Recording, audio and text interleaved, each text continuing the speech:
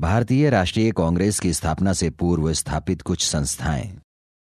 भारत में पाश्चात्य संस्कृति व विचारों की उपस्थिति ने अनेक ऐसी शक्तियों के जन्म में सहायता प्रदान की जो बाद में ब्रिटिश साम्राज्यवाद के लिए गंभीर चुनौती का कारण बन गईं। पाश्चात्य संस्कृति की उपस्थिति के कारण ही भारत में राष्ट्रवाद, राष्ट्रीयता एवं राजनीतिक अधिकारों जैसे धारणाएं विकसित हो सकीं। आधुनिक राजनीतिक विचारों तथा राजनीतिक संघों के विकास के फलस्वरूप ही भारतीय इतिहास को अपना गौरव प्राप्त हो सका और भारत आधुनिकता की ओर बढ़ने में सफल रहा। इन राजनीतिक संघों के विकास से ही लोगों में एकता और एकजुटता देखने को मिली। 1885 ईस्वी से पूर्व अर्थात कांग्रेस की स्थापना से पूर्व कुछ महत्वपूर्ण राजनीतिक संस्थाएं निम्नलिखित थीं। Number 1 Bombay association, number 2 Bombay presidency association, number 3 Poona Sarvajanik Sabha, number 4 Madras native association, number 5 Madras Mahajan Sabha, number 6 Banga Bhasha Prakashak Sabha, number 7 land holders society, number 8 Bengal British India society, number 9 British India association, number 10 Indian league, number 11 Calcutta students association, number 12 Indian association, number 13 London Indian committee, number 14 London India society, number 15 east India association, number 16 civil service आंदोलन। आइए अब इनका क्रमशः अध्ययन करें। Number 1 Bombay association. संस्थापक दादा भाई नौरोजी। स्थापना वर्ष 26 अगस्त 1852 ईस्वी। स्थान बंबई। कलकत्ता के ब्रिटिश इंडिया एसोसिएशन के नमूने पर दादा भाई नौरोजी ने इस संगठन की स्थापना की, जिसका मुख्य उद्देश्य सरकार को समय समय पर ज्ञापन देना था ताकि हानिकारक समझे जाने वाले नियमों तथा सरकारी नीतियों के लिए सुझाव दिए जा सकें। Number 2 Bombay presidency association. संस्थापक फिरोज शाह मेहता, बदरुद्दीन तैयबजी, केटी तैलंग और काशीनाथ त्रयंबक थे। स्थापना वर्ष 1885 ईस्वी। स्थान बंबई। उद्देश्य भारत में सिविल सर्विस परीक्षाओं को आयोजित करवाना तथा सरकारी पदों पर भारतीयों की नियुक्त करना। जनवरी 1885 ईस्वी को बंबई में नागरिकों की एक सभा जमशेद जी जीजी भाई की अध्यक्षता में बुलाई गई और इस सभा के गठन की घोषणा की गई। बंबई प्रेसिडेंसी एसोसिएशन को पहले बॉम्बे एसोसिएशन के नाम से जाना जाता था, जिसकी स्थापना 1852 ईस्वी में हुई थी। नंबर 3 पूना सार्वजनिक सभा। संस्थापक एमजी रानाडे एवं गणेश वासुदेव जोशी थे। स्थापना वर्ष 1870 ईस्वी। स्थान पूना। उद्देश्य जनता में राजनीतिक चेतना का जागरण करना तथा ब्रिटिश जनमत प्रभावित करना। पूना सार्वजनिक सभा मुख्यतः नवोदित मध्यवर्ग, जमींदारों और व्यापारियों के स्वार्थों का प्रतिनिधित्व करती थी। इसके सदस्यों में अधिकांश ब्राह्मण एवं वैश्य थे। अपने इसी चरित्र के कारण किसानों में इसका प्रभाव स्थापित नहीं हो सका। इसके सक्रिय सदस्यों में एस.एच. साठे, एस.एच. चिपलूणकर आदि थे। Number 4 Madras native association. संस्थापक गजुलू लक्ष्मी नरसुचेट्टी। स्थापना वर्ष 26 फरवरी 1852 ईस्वी। स्थान मद्रास। कलकत्ता के ब्रिटिश इंडियन एसोसिएशन की एक शाखा 26 फरवरी 1852 ईस्वी को मद्रास में प्रारंभ की गई। इसके संस्थापक गजुलू लक्ष्मी नरसुचेट्टी थे, जबकि अध्यक्ष सी बाई मुदलियार को बनाया गया। 13 जुलाई 1852 ईस्वी को इस संस्था ने अपना नाम बदलकर मद्रास नेटिव एसोसिएशन रख लिया। इसने लंदन में अपना प्रतिनिधि माल्कम लेविन को नियुक्त किया, जो मद्रास में जज भी रह चुके थे। इस संस्था ने 1857 ईस्वी के विद्रोह की निंदा की थी, इसलिए इसे जनता का समर्थन नहीं मिल सका और ये समाप्त हो गई। नंबर 5 मद्रास महाजन सभा। संस्थापक आनंद चार्लू, एम वीर राघवाचारी, जी सुब्रमण्यम अय्यर। स्थापना वर्ष 1884 ईस्वी। स्थान मद्रास। उद्देश्य स्थानीय संगठनों व संस्थाओं के कार्यों को समन्वित करना। 16 मई 1884 ईस्वी को मद्रास महाजन सभा की स्थापना की गई। पी रंगिया नायडू इसके अध्यक्ष और वीर राघवाचारी तथा आनंद चार्लू इसके सचिव चुने गए। मद्रास नेटिव एसोसिएशन के अधिकांश नेता इसमें शामिल हो गए। इसका पहला सम्मेलन 29 दिसंबर 1884 ईस्वी से 2 जनवरी 1885 ईस्वी तक मद्रास में आयोजित किया गया। इस सम्मेलन में विधान परिषदों के सुधार, कार्यपालिका से न्यायपालिका के अलगाव तथा खेतिहर वर्गों की हालत पर विचार किया गया। नंबर 6, बंग भाषा प्रकाशक सभा। राजा राम मोहन राय के अनेक साथियों ने सर्वप्रथम 1836 ईस्वी में बंग भाषा प्रकाशक सभा नामक राजनीतिक संस्था की स्थापना की। इस सभा का उद्देश्य सरकारी क्रियाकलापों की समीक्षा कर उनके सुधार के लिए प्रार्थना पत्र भेजना था। Number 7, land holder society. संस्थापक द्वारिकानाथ टैगोर। स्थापना वर्ष 1838 ईस्वी। स्थान कलकत्ता। उद्देश्य जमींदारों के हितों की देखभाल करना। लैंड होल्डर सोसाइटी पहली ऐसी सभा थी जिसने संगठित राजनीतिक प्रयासों का शुभारंभ किया तथा शिकायतों को दूर करने के लिए संवैधानिक उपचारों का प्रयोग किया। यह सभा इंग्लैंड की ब्रिटिश इंडिया सोसाइटी से भी सहयोग प्राप्त करती थी, जिसकी स्थापना एडम्स द्वारा की गई। लैंड होल्डर सोसाइटी में प्रसन्न कुमार ठाकुर भारत सचिव और विलियम काबरी अंग्रेज सचिव थे। Number 8, Bengal British India society. संस्थापक जॉर्ज थॉमसन। स्थापना वर्ष 1843 ईस्वी। स्थान बंगाल। उद्देश्य अंग्रेजी शासन में भारतीयों की वास्तविक अवस्था के विषय में जानकारी प्राप्त कर उनका प्रचार प्रसार करना। 1843 ईस्वी में जॉर्ज थॉमसन की अध्यक्षता में इस राजनीतिक सभा की स्थापना की गई। इसमें लैंड होल्डर सोसाइटी को बिल्कुल दुर्बल बना दिया। इसके सचिव प्यारी चंद्र मित्र जमींदारी प्रथा की आलोचना किया करते थे और किसानों के हितों से जुड़े सवाल उठाते रहते थे। यह सभा जनता की उन्नति व न्यायपूर्ण अधिकारों के लिए शांतिमय एवं कानूनी साधनों का प्रयोग करती थी, किंतु 1846 ईस्वी तक यह सोसाइटी भी निष्क्रिय हो गई। Number 9, British Indian association. संस्थापक राजा राधाकांत देव। स्थापना वर्ष 28 अक्टूबर 1851 ईस्वी। स्थान बंगाल कलकत्ता। उद्देश्य भारत के लिए राजनीतिक अधिकारों की मांग करना। लैंड होल्डर सोसाइटी एवं बंगाल ब्रिटिश इंडिया सोसाइटी की असफलताओं के कारण इन दोनों को मिलाकर ब्रिटिश इंडियन एसोसिएशन की स्थापना की गई। यह सभा मुख्य रूप से भूमिपतियों के हितों के लिए कार्य कर रही थी। इस सभा ने 1853 ईस्वी में चार्टर के नवीनीकरण के समय ब्रिटिश संसद को एक प्रार्थना पत्र भेजा, जिसके प्रभाव स्वरूप 1853 ईस्वी के चार्टर एक्ट में 6 और सदस्य गवर्नर जनरल की कार्यकारिणी में कानून बनाने के लिए जोड़ दिए गए। बंगाल में इस सभा का नाम भारतवर्षीय सभा रखा गया।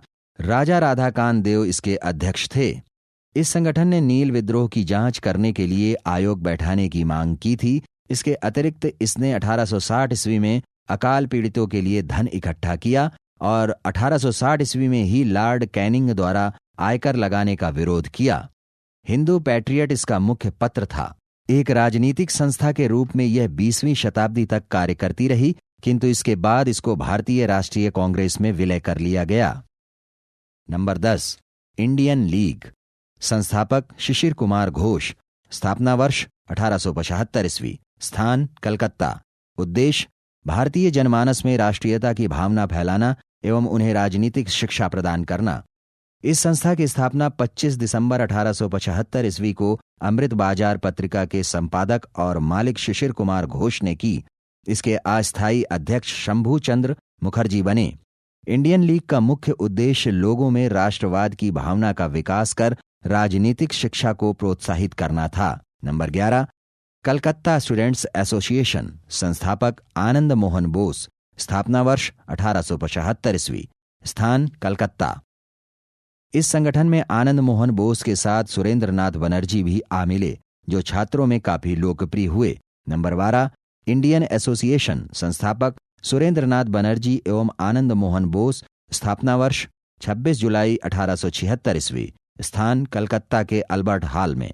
उद्देश्य मध्यम वर्ग के साथ साथ साधारण वर्ग को भी इस संस्था में सम्मिलित करना था, जिसके लिए इसमें चंदे की दर ब्रिटिश इंडियन एसोसिएशन के 30 रुपये वार्षिक के विपरीत मात्र 5 रुपये वार्षिक था। इंडियन लीग की स्थापना के 1 वर्ष के भीतर ही 26 जुलाई 1876 ईस्वी को इसका स्थान इंडियन एसोसिएशन ने ले लिया। इस संगठन की स्थापना सुरेंद्रनाथ बनर्जी ने की थी, जबकि इसके सचिव आनंद मोहन बोस जी थे। बाद में इसके अध्यक्ष कलकत्ता के प्रमुख बैरिस्टर मनमोहन घोष चुने गए। इस एसोसिएशन में जमींदारों के स्थान पर मध्यम वर्ग की प्रधानता दी गई। इस संगठन ने सिविल सर्विस आंदोलन चलाया, जिसे भारतीय जानपद सेवा आंदोलन कहा जाता है। इसके अतिरिक्त vernacular press act, arms act और इल्बर्ट विधेयक के विरोध में भी आंदोलन चलाया। इसी क्रम में इल्बर्ट विल विवाद के दौरान अपने पत्र बंगाली में कलकत्ता हाई कोर्ट के जज J.F. मॉरिस की आलोचना करने की वजह से सुरेंद्रनाथ बनर्जी को 5 मई 1883 ईस्वी को 2 माह की सजा मिली। 4 जुलाई 1883 ईस्वी को उन्हें रिहा किया गया। इंडियन एसोसिएशन ने 29 दिसंबर 1883 ईस्वी को कलकत्ता के अल्बर्ट हॉल में आनंद मोहन बोस की अध्यक्षता में नेशनल कॉन्फ्रेंस का आयोजन किया और दूसरी नेशनल कॉन्फ्रेंस कलकत्ता में 25 दिसंबर 1885 ईस्वी को हुई। इसकी अध्यक्षता सुरेंद्रनाथ बनर्जी ने की। इसी कारण वे भारतीय राष्ट्रीय कांग्रेस के प्रथम अधिवेशन में शामिल न हो सके। नंबर 13, लंदन इंडियन कमेटी, संस्थापक पुरुषोत्तम मुदलियार, स्थापना वर्ष 1862 ईस्वी, स्थान London. Number 14, London India society, संस्थापक दादा भाई नौरोजी, स्थापना वर्ष 1865 ईस्वी, स्थान London. Number 15, east India association, संस्थापक दादा भाई नौरोजी, स्थापना वर्ष 1 दिसंबर 1866 ईस्वी, स्थान लंदन। उद्देश्य ब्रिटिश जनता तथा संसद को भारतीय विषयों से अवगत कराना था। ईस्ट इंडिया एसोसिएशन को सबसे अधिक समर्थन भारत में बंबई प्रेसिडेंसी से मिला। 22 मई 1869 को बंबई में इसकी एक शाखा स्थापित हुई, जिसके अध्यक्ष जमशेदजी जीजी भाई और सचिव फिरोज शाह मेहता एवं HVM वागले को बनाया गया। नंबर 16, सिविल सर्विस आंदोलन। भारत में सिविल सेवा का जन्मदाता लॉर्ड कॉर्नवालिस को माना जाता है। 1853 ईस्वी में सिविल सेवा के दरवाजे भारतीयों के लिए भी तब खोल दिए गए जब इसमें प्रतियोगितात्मक परीक्षा का आयोजन होने लगा।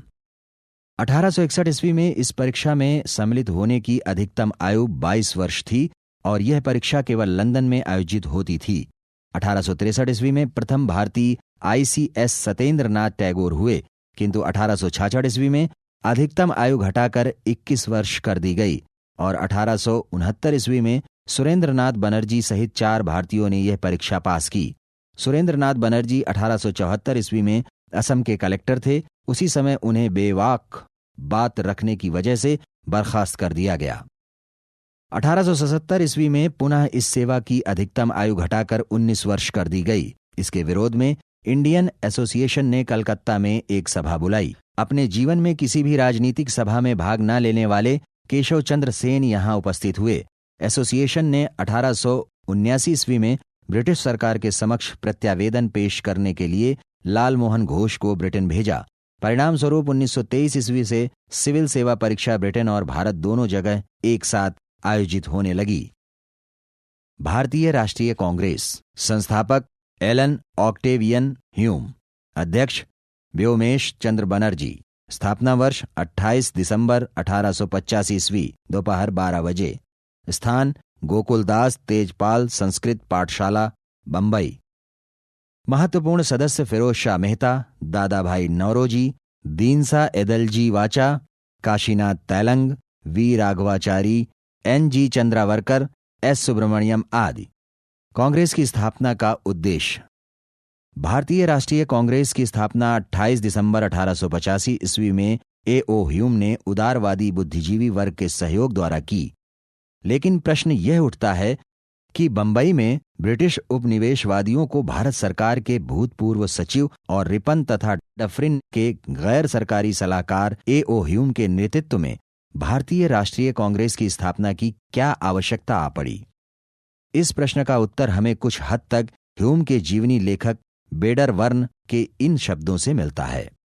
वायसराय लॉर्ड लिटन के शासन के अंत 1878-79 ईस्वी तक मिस्टर A.O. ह्यूम को पक्का विश्वास हो गया था कि बढ़ती अशांति का मुकाबला करने के लिए कोई सुनिश्चित कार्यवाही जरूरी हो गई है।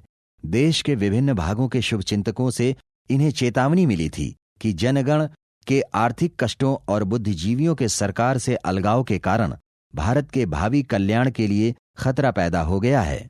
देश में इस बड़े गंभीर विद्रोह की संभावना को देखते हुए ह्यूम ने तत्कालीन वायसराय से भेंट की और कुछ उदारवादी भारतीयों के सहयोग से भारतीय राष्ट्रीय कांग्रेस की स्थापना की। इस बात से साफ पता चलता है कि कांग्रेस की स्थापना का मुख्य उद्देश्य कांग्रेस को अंग्रेजों तथा विद्रोहियों के बीच सेतु की तरह उपयोग करना था। किंतु अंग्रेजों की यह सोच अधिक दिनों तक काम न आ सकी, क्योंकि यह कहना है कि कांग्रेस की स्थापना सुरक्षा वाल के रूप में की गई थी।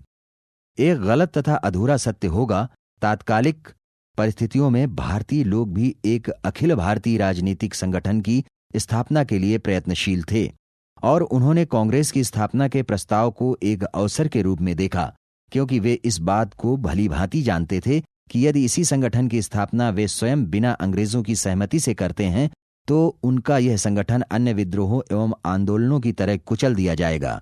इसलिए भारतीय अपनी प्रारंभिक राजनीतिक गतिविधियों के लिए सरकार के संदेह का पात्र नहीं बनना चाहते थे।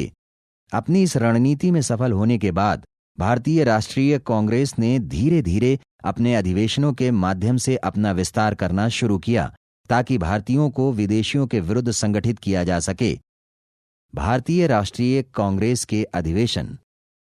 प्रथम अधिवेशन 1885 ईस्वी। कांग्रेस शब्द उत्तरी अमेरिका से लिया गया है, जिसका अर्थ है लोगों का समूह। कांग्रेस का प्रथम अधिवेशन 28 से 31 दिसंबर 1885 ईस्वी को बंबई के ग्वालिया टैंक स्थित गोकुलदास तेजपाल संस्कृत पाठशाला में हुआ। प्रारंभ में इसका नाम भारतीय राष्ट्रीय संघ था, किंतु दादा भाई नौरोजी के सुझाव पर इसका नाम भारतीय राष्ट्रीय कांग्रेस कर दिया गया। कांग्रेस के प्रथम अधिवेशन में ज्यादातर नेता, वकील एवं पत्रकार थे।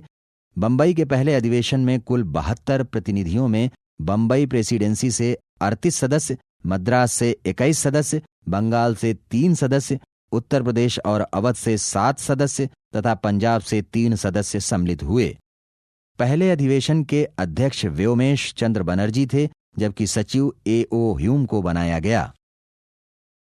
कांग्रेस के प्रथम अधिवेशन के प्रमुख उद्देश्य: नंबर 1, देश के हितों की रक्षा करने वाले भारतीयों के बीच संपर्क और मित्रता बढ़ाना। नंबर 2, देश प्रेमियों के बीच जाति, संप्रदाय तथा प्रांतीय पक्षपातों की भावना को दूर करके उनमें राष्ट्रीय एकता की भावना विकसित करना। नंबर 3, शिक्षित वर्ग की पूर्ण सम्मति से महत्वपूर्ण और आवश्यक सामाजिक विषयों पर विचार प्रकट करना। नंबर 4, यह निर्धारित करना कि आगामी वर्षों में भारतीय लोक हित के लिए किस दिशा में और किस आधार पर कार्य करें। नंबर 5, जनता की मांगों का सूत्रीकरण और उसका प्रस्तुतिकरण सरकार के समक्ष करना। नंबर 6, भारत के प्रति अन्यायपूर्ण परिस्थितियों को समाप्त करके भारत और ब्रिटेन के संबंधों को घनिष्ठ बनाना। कांग्रेस सचिव मिस्टर ह्यूम चाहते थे कि कांग्रेस आयरलैंड के गृह स्वशासन आंदोलन की भांति ही अपना कार्य करे, जो केवल आंतरिक स्वशासन की मांग कर रहा था और ब्रिटेन के स्वामित्व को स्वीकार करता था। कांग्रेस का दूसरा अधिवेशन 1886 ईस्वी। कांग्रेस का दूसरा अधिवेशन 1886 ईस्वी में कलकत्ता में प्रारंभ हुआ। इस अधिवेशन की अध्यक्षता दादा भाई नौरोजी ने की थी, जिसमें कुल 434 सदस्यों ने भाग लिया। A.O. ह्यूम जब अधिवेशन की तैयारी हेतु कलकत्ता आए, तब उन्होंने महसूस किया कि यदि सुरेंद्रनाथ बनर्जी और इंडियन एसोसिएशन को अलग रखा गया तो बंगाल के राजनीतिक बुद्धिजीवियों का सहयोग मिल पाना असंभव होगा। इसलिए वह सुरेंद्रनाथ बनर्जी के पास गए और इंडियन एसोसिएशन को कांग्रेस में विलय के लिए राजी किया। इसी अधिवेशन में नेशनल कॉन्फ्रेंस का भी राष्ट्रीय कांग्रेस में विलय हो गया। इसके अतिरिक्त इस अधिवेशन में यह निर्णय लिया गया कि सभी महत्वपूर्ण केंद्रों में कांग्रेस स्टैंडिंग कमेटी का गठन किया जाएगा। लॉर्ड डफरिन ने सभी प्रतिनिधियों को गार्डन पार्टी दी थी, जिसमें सुरेंद्रनाथ बनर्जी सम्मिलित नहीं हुए। कांग्रेस का तीसरा अधिवेशन 1887 ईस्वी। स्थान मद्रास। वर्ष 1887 ईस्वी। अध्यक्ष सैयद बदरुद्दीन तैयब जी, प्रथम मुस्लिम अध्यक्ष। 1887 ईस्वी का तीसरा कांग्रेस सम्मेलन पहला ऐसा सम्मेलन था जिसकी अध्यक्षता किसी मुस्लिम ने की। इस सम्मेलन में बदरुद्दीन तैयब जी ने मुसलमानों से आग्रह किया कि वे सर्वसाधारण के हित के लिए अपने साथी देशवासियों के साथ कंधे से कंधा मिलाकर चलें। इसी सम्मेलन में कार्य के संचालन के लिए एक कमेटी गठित की गई, जो आगे चलकर विषय निर्धारण समिति कहलाई। कांग्रेस के इतिहास में यह पहला अवसर था जब आम जनता से कांग्रेस में शामिल होने की अपील की गई और सरकारी अधिकारियों की आलोचना की गई। इस सम्मेलन में भारतीय भाषाओं में भाषण हुआ। इसी क्रम में तंजौर के म्युनिसिपल कमिश्नर मूकना सिटी ने तमिल भाषा में भाषण दिया। इस अधिवेशन में उपस्थित प्रतिनिधियों में कुल 95 रैयत थे। कांग्रेस के इस अधिवेशन में 2 महत्वपूर्ण बातें हुईं। नंबर 1, आर्म्स एक्ट के खिलाफ प्रस्ताव। यह प्रस्ताव ए.ओ. ह्यूम के विरोध करने के बावजूद पास कर दिया गया। नंबर 2, असम कुली एक्ट के खिलाफ प्रस्ताव। इस प्रस्ताव में प्रांतीय विषय होने के कारण यह पास नहीं हो सका। नंबर 3, मद्रास कांग्रेस अधिवेशन के अवसर पर उत्तर और दक्षिण में वितरित पुस्तिकाओं में अंग्रेजी शासकों की कटु आलोचना की गई। इसी अधिवेशन से भारतीय राष्ट्रीय कांग्रेस अंग्रेज शासकों और अधिकारियों की आलोचना का मुख्य साधन बन गई। मद्रास कांग्रेस को सफल बनाने में मद्रास सरकार ने पूरी सहायता की थी। मद्रास प्रेसिडेंसी के गवर्नर कोन मेयर ने प्रतिनिधियों को आमंत्रित भी किया था। कांग्रेस का चौथा अधिवेशन 1888वीं। स्थान इलाहाबाद। वर्ष 1888वीं। अध्यक्ष जॉर्ज यूले, प्रथम यूरोपीय अध्यक्ष। कांग्रेस के इस अधिवेशन को असफल बनाने के लिए यहां के गवर्नर ऑकलैंड काल्विन ने ह्यूम के पास प्रतिवाद पत्र भेजा, जबकि डफरिन ने कांग्रेस की कटु आलोचना की और आदेश जारी किया कि कोई सरकारी व्यक्ति किसी राजनीतिक संगठन के लिए पैसा इकट्ठा नहीं करेगा। जब इलाहाबाद में कांग्रेस का अधिवेशन हुआ, तब सर सैयद अहमद एवं वाराणसी के राजा शिवप्रसाद सितारे हिंद ने इसका भारी विरोध किया, किंतु इन विरोधों के बावजूद कांग्रेस का यह अधिवेशन पिछले अधिवेशनों से अधिक सफल रहा। इस अधिवेशन में जॉर्ज यूले ने अपने अध्यक्षीय भाषण में कहा था कि कांग्रेस जन का नारा है कि हम सबसे पहले भारतीय हैं, हिंदू, मुस्लिम, सिख और ईसाई बाद में हैं। इसी अधिवेशन में लाला लाजपत राय कांग्रेस में शामिल हुए और हिंदी में भाषण दिया। कांग्रेस ने ब्रिटिश साम्राज्यवादियों के क्षुब्ध होने पर उन्हें खुश करने के लिए एक प्रस्ताव पारित किया, जिसमें यह प्रावधान था कि कांग्रेस सभाओं के बाहर किसी सदस्य द्वारा किए गए काम के लिए जिम्मेदार नहीं है। कांग्रेस का 5वां अधिवेशन 1889वीं। स्थान बंबई। वर्ष 1889वीं। अध्यक्ष विलियम बेडर बर्न। कांग्रेस के बंबई अधिवेशन के तहत यह फैसला लिया गया कि इंग्लैंड में कांग्रेस के दृष्टिकोण का प्रचार प्रसार करने के लिए एक प्रतिनिधिमंडल भेजा जाए।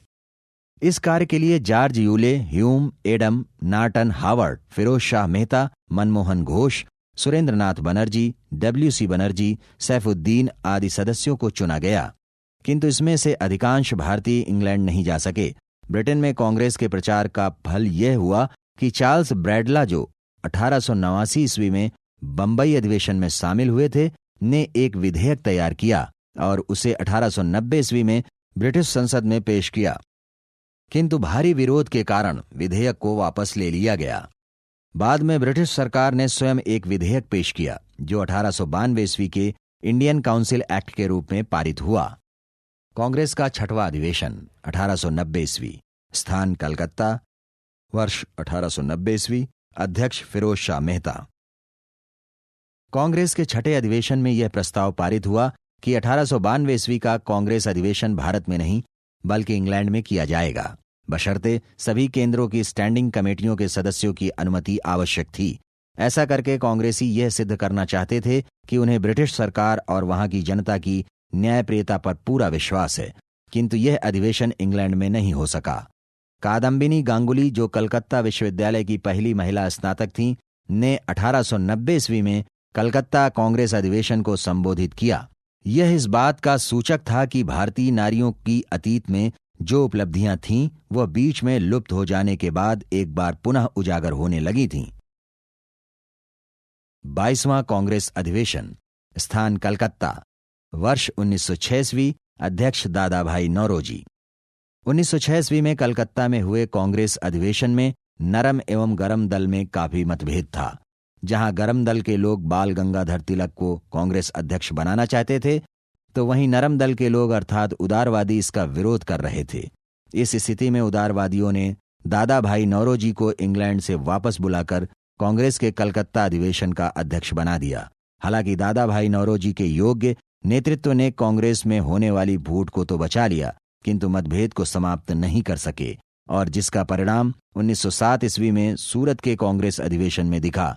इसी अधिवेशन में मोहम्मद अली जिन्ना कांग्रेस अधिवेशन में सम्मिलित हुए तथा दादा भाई नौरोजी का भाषण पढ़ा। यह अधिवेशन स्वराज्य की प्राप्ति, राष्ट्रीय शिक्षा को अपनाना, स्वदेशी आंदोलन को प्रोत्साहन एवं विदेशी वस्त्रों का बहिष्कार जैसे मुद्दों को पास करवाने में सफल रहा। दादा भाई नौरोजी ने कलकत्ता के कांग्रेस अधिवेशन में ही सर्वप्रथम स्वराज शब्द का प्रयोग किया। 23वां कांग्रेस अधिवेशन, स्थान सूरत, वर्ष 1907, अध्यक्ष रासबिहारी घोष। कांग्रेस का सूरत अधिवेशन ऐतिहासिक दृष्टिकोण से काफी महत्वपूर्ण है। यह अधिवेशन 26 दिसंबर 1907 ईस्वी को ताप्ती नदी के किनारे हुआ। स्वराज प्राप्ति के लिए आंदोलन एवं अध्यक्ष पद के चुनाव को लेकर दोनों दलों में काफी मतभेद था।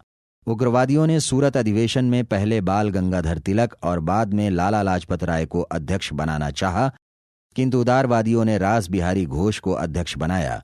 अधिवेशन से पूर्व दोनों दलों में भयंकर मारपीट हुई। परिणाम स्वरूप कांग्रेस का 2 भागों में विभाजन हो गया। इस घटना पर एनी बेसेंट ने कहा था कि यह घटना कांग्रेस के इतिहास में सबसे अधिक दुखद घटना है। सूरत विभाजन के बाद गरम दल का नेतृत्व तिलक, लाला लाजपत राय एवं बिपिन चंद्र पाल, लाल बाल पाल के हाथों में चला गया, जबकि उदारवादियों का नेतृत्व गोपाल कृष्ण गोखले ने किया। इलाहाबाद कांग्रेस कार्य समिति की बैठक में गरम दल के लोग 6 वर्ष के लिए कांग्रेस से निष्कासित कर दिए गए। 1916 ईस्वी में कांग्रेस के लखनऊ अधिवेशन में दोनों दल पुनः एक हो गए। 23वां कांग्रेस अधिवेशन, स्थान मद्रास, वर्ष 1908 ईस्वी, अध्यक्ष रासबिहारी घोष। नोट: 23वां कांग्रेस अधिवेशन 1907 में सूरत में हुआ था, जो निरस्त कर दिया गया। वही अधिवेशन 1908 में मद्रास में हुआ। 31वां कांग्रेस अधिवेशन, स्थान लखनऊ, वर्ष 1916 ईस्वी, अध्यक्ष अंबिका चरण मजूमदार। सूरत अधिवेशन 1907 ईस्वी में कांग्रेस में जो विभाजन हुआ वह 1916 ईस्वी तक बना रहा। इस बीच सरकार एक ओर जहां क्रांतिकारी कार्यवाहियों को कुचलने में लगी हुई थी, तो वहीं दूसरी ओर मार्ले मिंटो सुधार 1909 ईस्वी के कारण हिंदू और मुसलमानों में मतभेद गहरे होते जा रहे थे। 1915 ईस्वी में गोपाल कृष्ण गोखले और फिरोज शाह मेहता की मृत्यु के बाद बाल गंगाधर तिलक और एनी बेसेंट ने नरम दल एवं गरम दल को एक बार पुनः कांग्रेस के एक ही मंच पर लाने का प्रयास किया, जिसमें वे सफल भी रहे। बाल्कन युद्ध के बाद भारतीय मुसलमान अंग्रेजी सरकार से रुष्ट थे। उस समय मौलाना अबुल कलाम आजाद, मौलाना मोहम्मद अली, शौकत अली, मोहम्मद अली जिन्ना आदि मुस्लिमों के प्रमुख नेता थे। लीग ने अधिवेशन में स्वराज्य प्राप्ति का प्रस्ताव पारित किया। 1916 ईस्वी के लखनऊ अधिवेशन में मोहम्मद अली जिन्ना और कांग्रेस के बीच एक समझौता हुआ, जिसके तहत कांग्रेस ने मुस्लिम लीग की सांप्रदायिक प्रतिनिधित्व की मांग स्वीकार कर ली, जिसके कालांतर में भयंकर परिणाम सामने आए। इस समझौते को लखनऊ पैक्ट के नाम से भी जाना जाता है। नंबर 1, लीग के बंबई में कार्यकारिणी ने राष्ट्रीय आंदोलन में कांग्रेस के साथ चलने का निर्णय लिया तथा इसी कारण लखनऊ में लीग एवं कांग्रेस का संयुक्त अधिवेशन हुआ। नंबर 2, इस समझौते की आलोचना रमेश चंद्र दत्त ने की तथा कहा, इसके परिणाम स्वरूप ही 30 वर्ष पश्चात पाकिस्तान का निर्माण हुआ। मदन मोहन मालवीय सहित कई वरिष्ठ नेता इस समझौते के बिल्कुल खिलाफ थे। उनका आरोप था कि यह समझौता मुस्लिम लीग को अधिक महत्व देता है। तिलक ने लखनऊ अधिवेशन में ही नारा दिया कि स्वराज्य हमारा जन्मसिद्ध अधिकार है और मैं इसे लेकर रहूंगा। 44वां कांग्रेस अधिवेशन, स्थान लाहौर, वर्ष 1929 ईस्वी, अध्यक्ष पंडित जवाहरलाल नेहरू। कांग्रेस के इस अधिवेशन में एक प्रस्ताव पारित किया गया, जिसके तहत कांग्रेस ने पूर्ण स्वराज्य को अपना लक्ष्य घोषित किया। 31 दिसंबर 1929 ईस्वी को रात के 12 बजे जवाहरलाल नेहरू ने रावी नदी के तट पर भारी जनसमूह के मध्य नवग्रहित तिरंगे झंडे को फहराया। इस अवसर पर नेहरू ने कहा कि ब्रिटिश सत्ता के सामने अब अधिक झुकना मनुष्य और ईश्वर दोनों के विरुद्ध अपराध है। इसके अतिरिक्त इस अधिवेशन में 26 जनवरी 1930 को प्रथम स्वाधीनता दिवस के रूप में मनाने का निश्चय किया गया। इसी के साथ प्रत्येक वर्ष 26 जनवरी को स्वतंत्रता दिवस के रूप में मनाए जाने की परंपरा शुरू हुई। कांग्रेस समिति ने उस अधिवेशन में सविनय अवज्ञा आंदोलन प्रारंभ करने का अधिकार महात्मा गांधी को दिया।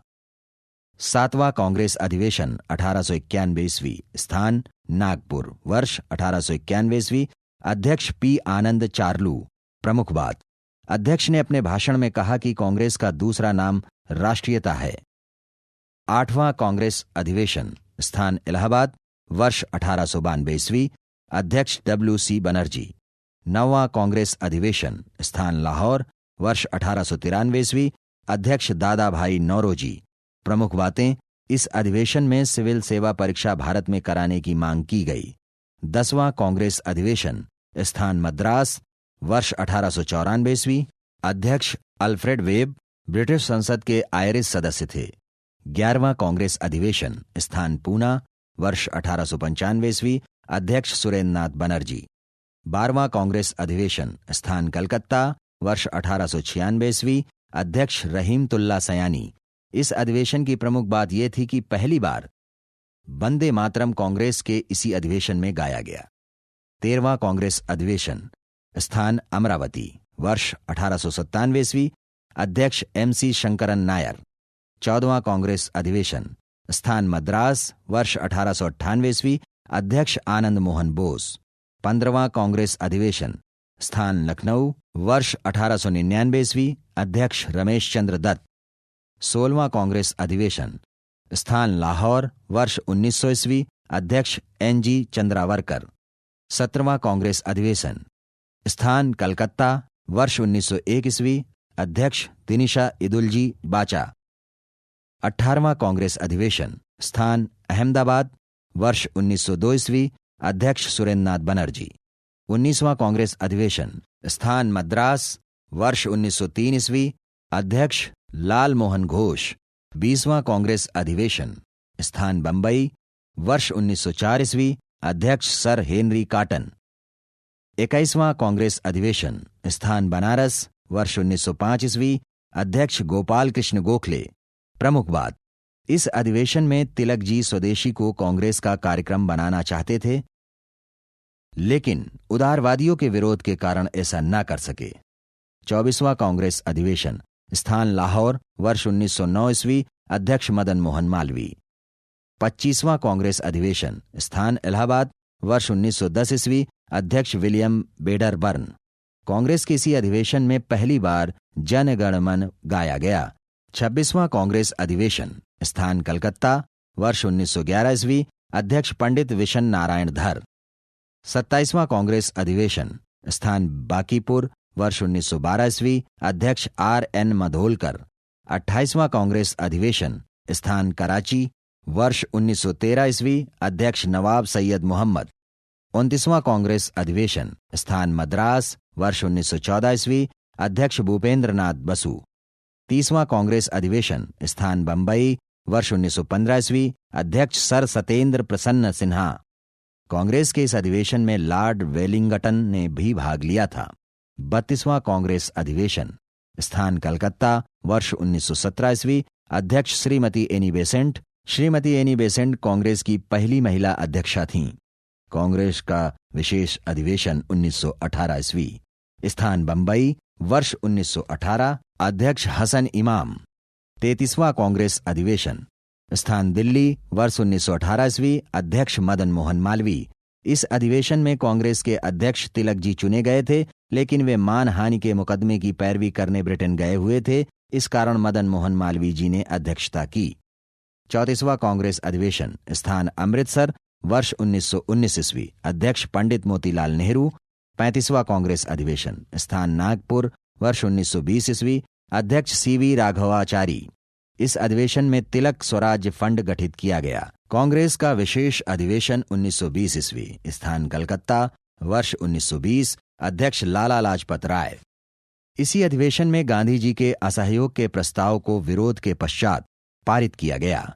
यहीं से जिन्ना ने कांग्रेस को सदा के लिए छोड़ दिया। 36वां कांग्रेस अधिवेशन, स्थान अहमदाबाद, वर्ष 1921 ईस्वी, अध्यक्ष हकीम अजमल खां।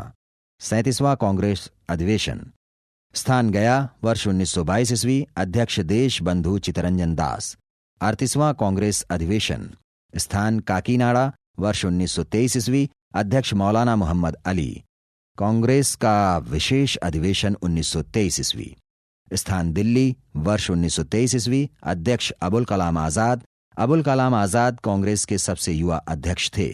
39वां कांग्रेस अधिवेशन। स्थान बेलगांव, वर्ष 1924। अध्यक्ष महात्मा गांधी। 40वां कांग्रेस अधिवेशन। स्थान कानपुर, वर्ष 1925। अध्यक्षा सरोजनी नायडू। कांग्रेस के इस अधिवेशन में श्रीमती सरोजनी नायडू द्वारा अध्यक्षता की गई। इस प्रकार वह प्रथम भारतीय महिला थीं जिन्होंने भारतीय राष्ट्रीय कांग्रेस के अधिवेशन की अध्यक्षता की। 41वां कांग्रेस अधिवेशन। स्थान गुवाहाटी, वर्ष 1926 ईस्वी। अध्यक्ष एस श्रीनिवास आयंगर। इस अधिवेशन के तहत कांग्रेस के सदस्यों को खादी वस्त्र पहनना अनिवार्य कर दिया गया था। 42वां कांग्रेस अधिवेशन। स्थान मद्रास, वर्ष 1927 ईस्वी। अध्यक्ष डॉक्टर मोहम्मद अमीन अंसारी। इस अधिवेशन में साइमन कमीशन के विरोध का निर्णय लिया गया। कांग्रेस के इस अधिवेशन में पूर्ण स्वाधीनता की मांग की गई। 43वां कांग्रेस अधिवेशन। स्थान कलकत्ता, वर्ष 1928 ईस्वी। अध्यक्ष पंडित मोतीलाल नेहरू। इसी अधिवेशन में नेहरू रिपोर्ट प्रस्तुत की गई जिसका विरोध जवाहरलाल नेहरू, सुभाष चंद्र बोस तथा सत्यभक्त ने किया। 45वां कांग्रेस अधिवेशन। स्थान कराची, वर्ष 1931 ईस्वी। अध्यक्ष सरदार वल्लभ भाई पटेल। इसी अधिवेशन में गांधी को गोलमेज सम्मेलन में भाग लेने के लिए अधिकृत किया गया था। कांग्रेस के इसी अधिवेशन में मौलिक अधिकारों की मांग रखी गई थी। 46वां कांग्रेस अधिवेशन। स्थान दिल्ली, वर्ष 1932 ईस्वी। अध्यक्ष सेठ रणछोड़ लाल दास अमृतलाल। 47वां कांग्रेस अधिवेशन। स्थान कलकत्ता, वर्ष 1933 ईस्वी। अध्यक्षा श्रीमती नेल्ली सेन गुप्ता। 48वां कांग्रेस अधिवेशन। स्थान बंबई, वर्ष 1934 ईस्वी। अध्यक्ष डॉक्टर राजेंद्र प्रसाद। 49वां कांग्रेस अधिवेशन। स्थान लखनऊ, वर्ष 1936 ईस्वी। अध्यक्ष पंडित जवाहरलाल नेहरू। 50वां कांग्रेस अधिवेशन। स्थान फैजपुर, वर्ष 1937 ईस्वी। अध्यक्ष पंडित जवाहरलाल नेहरू। कांग्रेस का यह अधिवेशन गांव में आयोजित प्रथम अधिवेशन था। 51वां कांग्रेस अधिवेशन। स्थान हरिपुरा, वर्ष 1938 ईस्वी। अध्यक्ष नेताजी सुभाष चंद्र बोस। यह भी गांव में आयोजित सम्मेलन था। 52वां कांग्रेस अधिवेशन। स्थान त्रिपुरी, वर्ष 1939 ईस्वी। अध्यक्ष सुभाष चंद्र बोस। 53वां कांग्रेस अधिवेशन। स्थान रामगढ़, वर्ष 1940 ईस्वी। अध्यक्ष अबुल कलाम आजाद। 54वां कांग्रेस अधिवेशन। स्थान मेरठ, वर्ष 1946 ईस्वी। अध्यक्ष आचार्य जेबी कृपलानी। नोट: आजादी के समय कांग्रेस के अध्यक्ष जेबी कृपलानी ही थे। कांग्रेस का विशेष अधिवेशन 1947 ईस्वी। स्थान दिल्ली, वर्ष 1947 ईस्वी। आजादी के बाद अध्यक्ष डॉक्टर राजेंद्र प्रसाद। 55वां कांग्रेस अधिवेशन। स्थान जयपुर, वर्ष 1948 ईस्वी। अध्यक्ष बी पट्टाभी सीतारामैया। 56वां कांग्रेस अधिवेशन। स्थान नासिक, वर्ष 1950 ईस्वी। अध्यक्ष पुरुषोत्तम दास टंडन। भारतीय राष्ट्रीय कांग्रेस। स्मरणीय तथ्य। नंबर 1, भारतीय राष्ट्रीय कांग्रेस के संस्थापक एलन ऑक्टेवियन ह्यूम स्कॉटलैंड के निवासी थे। नंबर 2, प्रारंभ में कांग्रेस का नाम भारतीय राष्ट्रीय संघ था। दादा भाई नौरोजी के सुझाव पर इसका नाम भारतीय राष्ट्रीय कांग्रेस कर दिया गया। नंबर 3, मद्रास अधिवेशन में कांग्रेस को जन कांग्रेस बनाया गया। इसमें पहली बार मद्रास के किसान शामिल हुए और स्थानीय भाषा को महत्व दिया गया। इसमें कांग्रेस का कलेवर बढ़ा। नंबर 4, इलाहाबाद अधिवेशन 1888 ईस्वी में कांग्रेस के अध्यक्ष जॉर्ज यूले बने, जो प्रथम यूरोपीय अध्यक्ष थे। पहली बार हिंदी को स्थान दिया गया। लाला लाजपत राय ने हिंदी में भाषण दिया। नंबर 5, कांग्रेस के छठे अधिवेशन कलकत्ता 1890 ईस्वी में पहली बार महिलाओं को स्थान दिया गया। कलकत्ता विश्वविद्यालय की पहली महिला स्नातक कादम्बिनी गांगुली ने अधिवेशन को संबोधित किया था। नंबर 6, स्वदेशी आंदोलन का सर्वाधिक प्रभाव भारत के सांस्कृतिक क्षेत्र पर पड़ा था। शिक्षा, साहित्य, कला तथा विज्ञान की अभूतपूर्व उन्नति हुई। नंबर 7, 1906 ईस्वी के कलकत्ता कांग्रेस अधिवेशन की अध्यक्षता दादा भाई नौरोजी ने किया था। दादा भाई नौरोजी ने पहली बार स्वराज का उल्लेख किया। नंबर 8, 1907 में कांग्रेस के सूरत अधिवेशन में गरम दल और नरम दल के आपसी मतभेद के कारण कांग्रेस का विभाजन हो गया। इस अधिवेशन के अध्यक्ष रास बिहारी घोष बनाए गए थे। नंबर 9, कांग्रेस के लखनऊ अधिवेशन 1916 ईस्वी में गरम दल और नरम दल पुनः एक हुए। अंबिका चरण मजूमदार इस अधिवेशन में अध्यक्ष थे।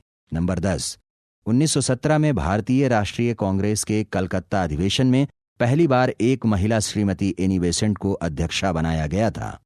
नंबर 11, बाल गंगाधर तिलक ने भारतीय राष्ट्रीय कांग्रेस की अध्यक्षता कभी नहीं की।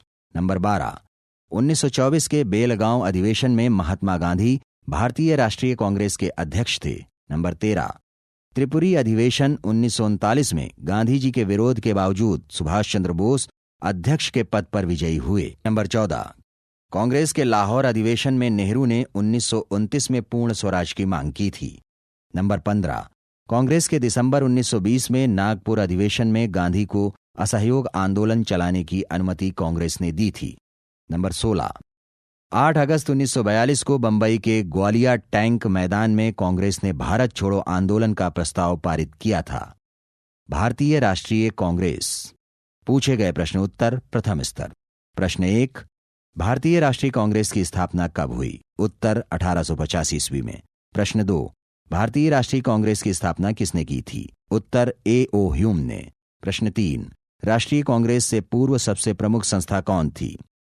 उत्तर इंडियन एसोसिएशन ऑफ कलकत्ता। प्रश्न 4, भारतीय राष्ट्रीय कांग्रेस का प्रथम अधिवेशन कहाँ हुआ? उत्तर मुंबई में। प्रश्न 5, भारतीय राष्ट्रीय कांग्रेस के पहले अध्यक्ष कौन थे? उत्तर W.C. बनर्जी थे। प्रश्न 6, इंडियन नेशनल कांग्रेस के सर्वप्रथम मुस्लिम अध्यक्ष कौन थे? उत्तर बदरुद्दीन तैयब जी।